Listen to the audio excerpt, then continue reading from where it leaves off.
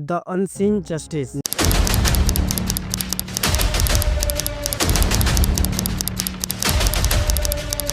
न्याय का अंधेरा चेहरा। हर साल हिंदुस्तान की अदालतों में 4 करोड़ से ज्यादा केसेस पेंडिंग रहते हैं। ये नंबर 2025 तक नेशनल जुडिशरी डाटा ग्रिड के हिसाब से और भी बढ़ता जा रहा है। एक छोटी सी उम्मीद लेकर लोग न्याय की तलाश में आते हैं, कोई अपनी जमीन के लिए, तो कोई अपने बच्चों के लिए, तो कोई अपनी जिंदगी के लिए। पर अक्सर उन्हें मिलता है सिर्फ इंतजार, एक लंबी चुप्पी और एक सवाल, क्या न्याय सिर्फ एक खोखला शब्द बन गया है? मैं हूं अजमल खान, एक लॉ ग्रेजुएट, और आज हम एक सफर पे चलेंगे। उन केसेस की कहानी जो कभी सॉल्व नहीं हुई, उन लोगों का दर्द जो न्याय का इंतजार करते थक गए, और एक सिस्टम का सच जो धीमा है पर रुकता नहीं। 16 मई 2008 नोएडा, एक 13 साल की बच्ची आरुषि तलवार अपने घर के बेडरूम में मरी हुई मिली। उसके गले पे गहरा जख्म और सर पे चोट। अगले दिन उनके घर के सर्वेंट हेमराज का भी शव टेरेस पे मिलता है, जो कि एक लॉक्ड दरवाजे के पीछे था। टू बी नोटेड, एक बंद दरवाजे के पीछे किसी का शव मिलना मुमकिन बस 2 केसेस में हो सकता है, एक सुसाइड, दूसरा नेचुरल डेथ, लेकिन ये एक मर्डर था। सवाल ये बनता है, किया किसने? एक बंद दरवाजे के पीछे किसी का मर्डर करना, ये अपने आप में एक चैलेंज होता है। अपने केस पर वापस आते हैं, फिलहाल सवालों को छोड़ते हुए। ये एक डबल मर्डर केस था, हेमराज और आरुषि का, जिसका जवाब आज 17 साल बाद भी नहीं मिला। लेकिन ये सिर्फ एक केस ही नहीं है, ये एक आईना है जो हमारे न्याय व्यवस्था के चेहरे पे पड़े दाग को दिखाता है। आरुषि का केस देश का सबसे बड़ा अनसॉल्व्ड मिस्ट्री बन गया। मीडिया ने इसे सनसनी बनाया, पुलिस पे सवाल उठने लगे, और सीबीआई के 2 अलग टीम्स ने भी मिलकर इन्वेस्टिगेशन को अंजाम तक नहीं पहुंचा पाए। तो क्या सच कभी सामने आएगा? ये जानने के लिए चलिए शुरू करते हैं। पर पहले ये समझना जरूरी है, न्याय का ये अंधेरा चेहरा सिर्फ बड़े केसेस तक नहीं, हर छोटे शहर, हर गांव तक फैला है। ये डॉक्यूमेंट्री उसी अंधेरे को उजागर करेगी। 15 मई 2008 की रात नोएडा के जलवायु विहार में सेक्टर 25 के एक घर में कुछ ऐसा हुआ जिसने न सिर्फ तलवार फैमिली बल्कि पूरे देश को हिलाकर रख दिया। आरुषि तलवार 13 साल की दिल्ली पब्लिक स्कूल की स्टूडेंट थी, और 15 मई की रात ये अपने बेडरूम में सो रही थी। उनके पेरेंट्स डॉक्टर राजेश तलवार और डॉक्टर नुपुर तलवार अगले कमरे में सो रहे थे। दोनों सक्सेसफुल डेंटिस्ट, एक टिपिकल मिडिल क्लास फैमिली जो अपने सपने जी रहे।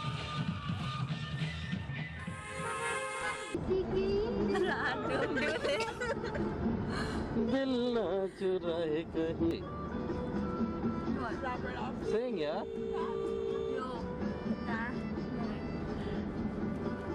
Come on, Lucy, sing.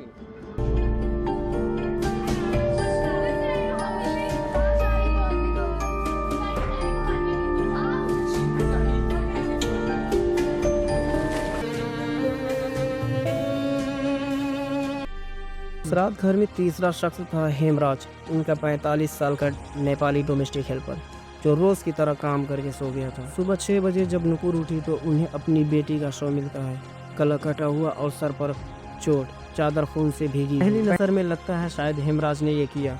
यहाँ एक सस्पेंस यह है कि वो गायब हमारी और आपकी जानकारी में था। अभी आगे आप जानोगे वो कहाँ था उस रात। लेकिन अगले दिन यानी कि 17 मई को हेमराज का शव टेरेस पे मिलता है।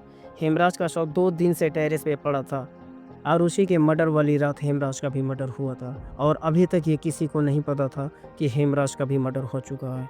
और ये पता चलता है आरुषि के मर्डर के 2 दिन बाद। तभी आरुषि के मर्डर के दिन हेमराज गायब था, और हेमराज का भी मर्डर सेम स्टाइल में हुआ था, सर पर चोट और गला कटा हुआ। पुलिस के लिए ये एक शॉक था। अब डबल मर्डर केस बन चुका था। क्राइम सीन पहले दिन सिक्योर नहीं किया गया। 20 से ज्यादा मीडिया वाले घर के अंदर तक घुस गए। नेबर्स आए, फिंगरप्रिंट खराब हुए और एविडेंस कंटेमिनेट हो गया। डाइनिंग टेबल पर कुछ शराब की बोतल मिली, उस पे आरुषि और हेमराज के खून, पर राजेश और नुपुर के नहीं। ये एक क्लू था, लेकिन पुलिस के पास कोई सॉलिड लीड नहीं थी। शुरुआत में पुलिस ने एक थ्योरी बनाई, हेमराज ने आरुषि को मारा और फिर किसी ने हेमराज को। लेकिन जब 17 मई को हेमराज का शव मिलता है तो ये थ्योरी फेल हुई, तो नजर तलवार पर गई, और 23 मई को राजेश तलवार को अरेस्ट किया गया। यूपी पुलिस के आईजी गुरदर्शन सिंह ने प्रेस में कहा, राजेश ने आरुषि और हेमराज को कंप्रोमाइजिंग पोजीशन में देखा और गुस्से में मर्डर कर दिया। जो तथ्य इकट्ठे किए गए हैं उसके आधार पर इस जघन्य अपराध को अंजाम देने वाला जो प्राइम अक्यूज्ड है वो डॉक्टर राजेश तलवार है, जिसने अपनी स्टूडेंट बच्ची का भी कत्ल किया और अपने सर्वेंट का भी। लेकिन ये क्लेम प्रूफ के बिना था। कोई मर्डर वेपन नहीं, कोई आई विटनेस नहीं। मीडिया ने इसे एक मोरालिटी प्ले बना दिया। आरुषि के टेक्स्ट मैसेज लीक किए गए जो सिर्फ दोस्तों से नॉर्मल चैट्स थे, लेकिन हेडलाइंस में लूज कैरेक्टर लिखा गया। तलवार पे पार्टनर स्वैपिंग जैसे गंदे इल्जाम लगे, सब बिना सबूत। केस बड़ा हुआ तो सीबीआई ने ओवर लिया।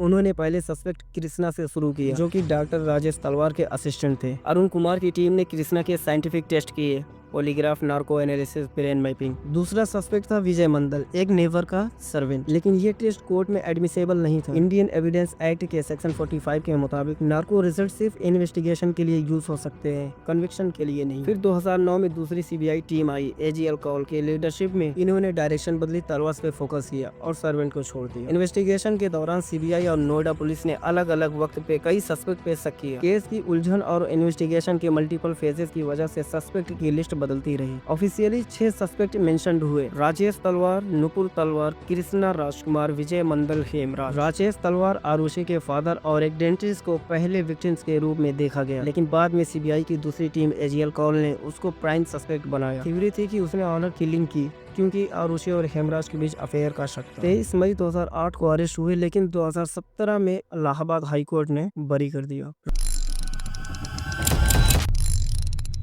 नुपुर तलवार आरुषि की मदर और डेंटिस्ट, सीबीआई ने उस पे भी शक किया कि वो मर्डर में शामिल थी या उसने राजेश के साथ कवर अप किया। 2012 में ट्रायल के दौरान एक्यूज बनी, लेकिन 2017 में इनको भी कोर्ट से बरी कर दिया गया। और कृष्णा राजेश तलवार का क्लिनिक असिस्टेंट था। सीबीआई की पहली टीम अरुण कौर ने उस पे भी फोकस किया और उसके घर से khukri, it means traditional Nepalese knife और खून से लथपथ तकिया का कवर भी मिला। और नार्को टेस्ट में उसने कन्फेशन भी दिया।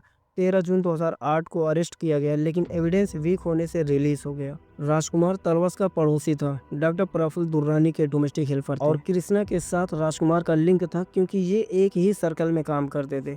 और नार्को टेस्ट में सस्पेक्ट बना। सीबीआई ने शक किया कि वो मर्डर के वक्त वहाँ था, लेकिन कोई सॉलिड प्रूफ नहीं मिला। विजय मंडल एक रिक्शा चालक थे और कृष्णा से परिचित थे। नार्को टेस्ट में नाम आया कि तीनों कृष्णा, राजकुमार, विजय ने मिलकर मर्डर किया, लेकिन फॉरेंसिक एविडेंस न होने से केस से हटा दिया गया। हेमराज तलवार के डोमेस्टिक हेल्पर और दूसरा विक्टिम शुरू में सस्पेक्ट बन गया, क्योंकि आरुषि की बॉडी मिलने के बाद पुलिस ने सोचा कि हेमराज भाग गया, लेकिन 17 मई 2008 को टेरिस पे उसकी बॉडी मिलने से यह थ्योरी खत्म हुई।